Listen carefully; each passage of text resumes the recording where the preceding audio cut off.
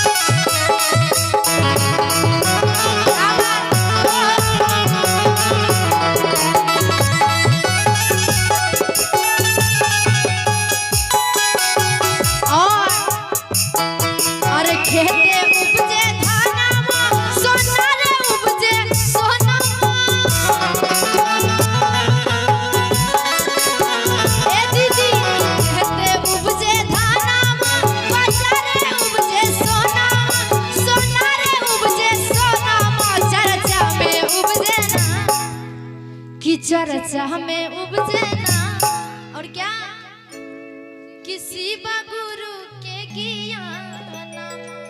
एक मिनट भैया आप लोग भी गाइए कि चर्चा में उपजे ना शिव गुरु के क्या ज्ञानवा।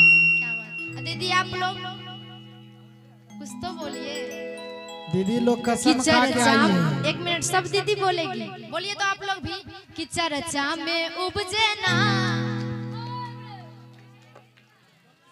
एक मिनट छुटका भैया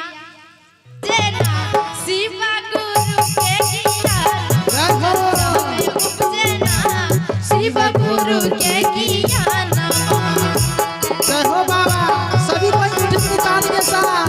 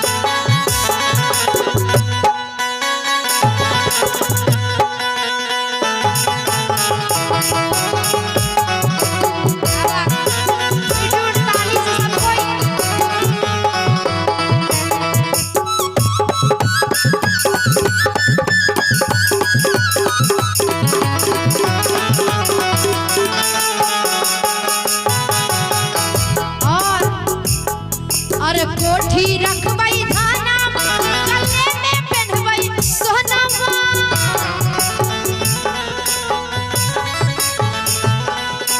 कोठी रखबई धाना गले में पहनबई सोना गले में पहनबई सोनामा हृदय में रखबई ना कि हृदय में रखबई ना की रखबई किसी गुरु के ज्ञानवा।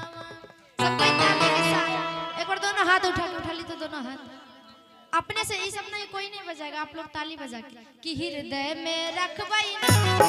एक मिनट भैया, हमारी दीदी लोग ताली बजा के गाएगी। अच्छा, साप्ताहिक चर्चा आप लोग करते हैं कि नहीं? करते हैं ना, तो ताली बजा के नहीं करते हैं? हम लोग भी घर पे सभी कोई ताली बजा के करते हैं कि नहीं? आप लोग एक मिनट भैया रुक जाइए और ताली बजा के उठा लीजिए दोनों हाथ कि चर्चा में कि हृदय में रखबई ना। रुकल कल खाने सुन लो, ब्रेक ले लीजिए एक मिनट कि हृदय में रखबई ना शिव गुरु के ज्ञान। देखिए ऐसे में, अच्छा ऐसे में देखिए कितना आनंद आ रहा है ना दीदी? आप लोग भी एक बार उठा लीजिए दोनों हाथ, फिर होगा सबके साथ एक बार, बस एक बार कि हृदय में रखबई ना शिव गुरु के ज्ञान। क्या बात भैया, आप लोग तो दिल जीत लिए, क्या बात। अब दीदी एक बार दोनों हाथ उठाकर, भैया आप लोग भी प्रेम से बोलिए शंकर भगवान की। भैया हाथ उठाने में शर्मा क्यों रहे? कहा कि जिनका हाथ ऊपर वो भोलेनाथ का भक्त सुपर, और जिनका हाथ नीचे वो कहाँ से पीछे, नगोछिया से पीछे, भागलपुर तब 0 माइल में रहिए, यहाँ कोई जा। एक बार दोनों हाथ उठा के प्रेम से बोलिए उमापति महादेव की। और जो शिव से प्रेम करते हैं, अपने महादेव से प्रेम करते हैं, कहेंगे क्या कि हृदय में रखबई ना